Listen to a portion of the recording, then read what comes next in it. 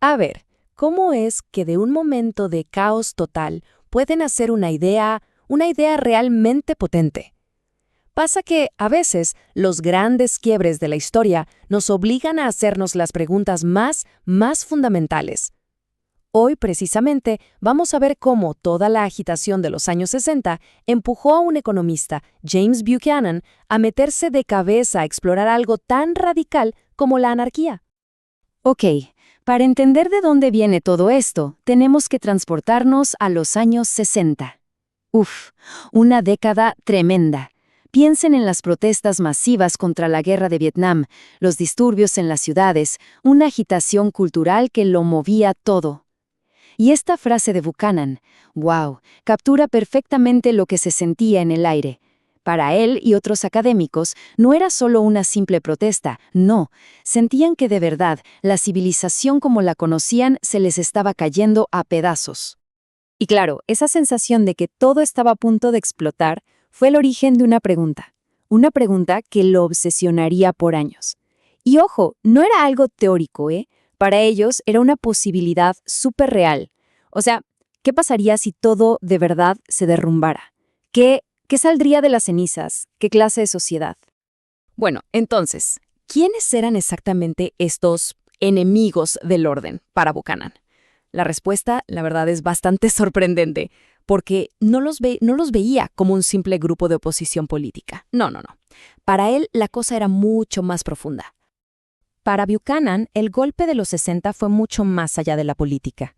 Él lo veía como un punto de quiebre total, un momento en el que se rompió algo clave en la sociedad, el respeto por las reglas.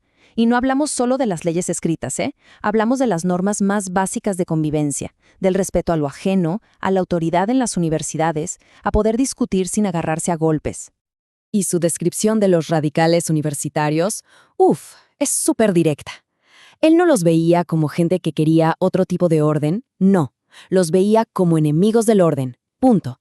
Para él eran una élite, muchos de ellos sin la obligación de ir al servicio militar, que lo que buscaban era una libertad total, sin reglas, solo para ellos. Creían que podían así nomás rehacer el mundo a su gusto. ¿Y contra quién se fueron? Pues contra un blanco facilísimo, la propia universidad que les daba cobijo. Pero a ver, ante lo que él veía como un caos que se venía encima, Buchanan y su gente en Virginia Tech no se quedaron de brazos cruzados. Para nada, se arremangaron y se pusieron a trabajar.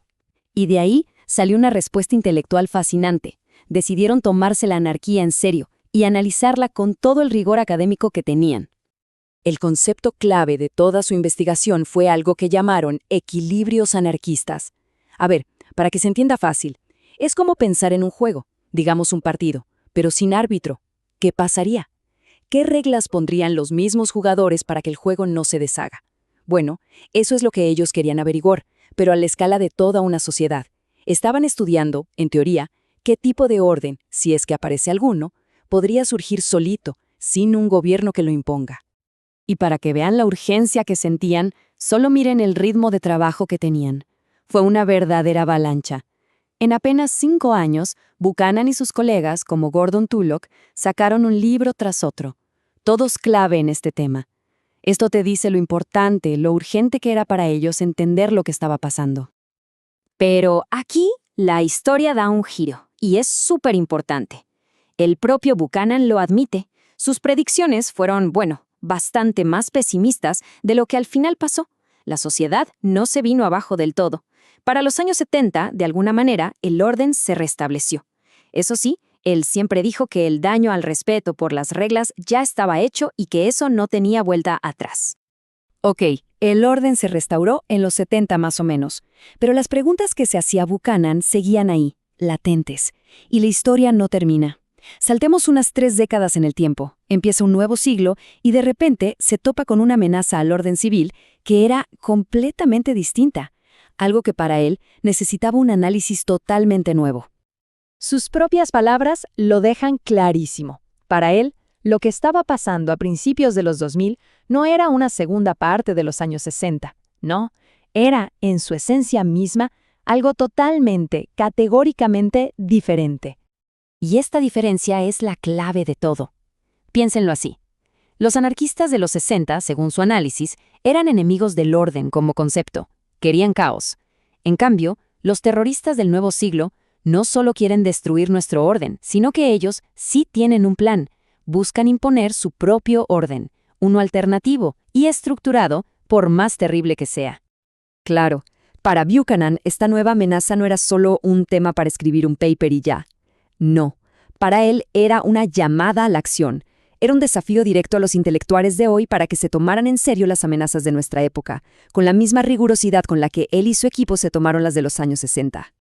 Él sentía que lo que hicieron en los 70 fue un ejemplo perfecto de lo que él llamaba responsabilidad académica. O sea, que los académicos no están para encerrarse en su torre de marfil, sino para usar su cerebro y sus herramientas para entender las crisis más urgentes de su tiempo. Para eso están. Y aquí es donde lo dice con todas sus letras. Básicamente está diciendo, oigan, así como nosotros nos pusimos a estudiar la anarquía en su momento, hoy se necesita un esfuerzo igual de grande para diagnosticar y analizar a fondo el terrorismo. Ok, ¿y cómo sería esa nueva tarea? Bueno, él la plantea en 3 pasos. Primero, un análisis duro, sin pelos en la lengua, de lo que el terrorismo podría llegar a causar.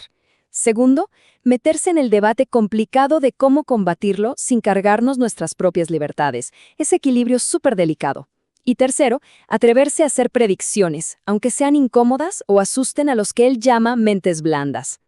Y Buchanan cierra con una reflexión que, la verdad, es casi poética, pero muy potente. A ver, aunque sus predicciones más oscuras de los 70 no se cumplieron, él se pregunta, ¿no será que el simple hecho de haber puesto esas ideas sobre la mesa, de haberlas discutido, ayudó un poquito a que no pasara lo peor? Es una defensa increíble del poder que tienen las ideas para cambiar el rumbo de las cosas. Y esto, claro, nos deja con una pregunta que resuena muchísimo hoy. Si usamos la lógica de Buchanan, ¿cuál es la gran amenaza que define nuestra época? Y más importante aún, ¿quiénes están haciendo ese análisis riguroso hoy? ¿Quiénes están pensando en esto para ayudarnos a entenderlo y, con suerte, a evitar los peores escenarios?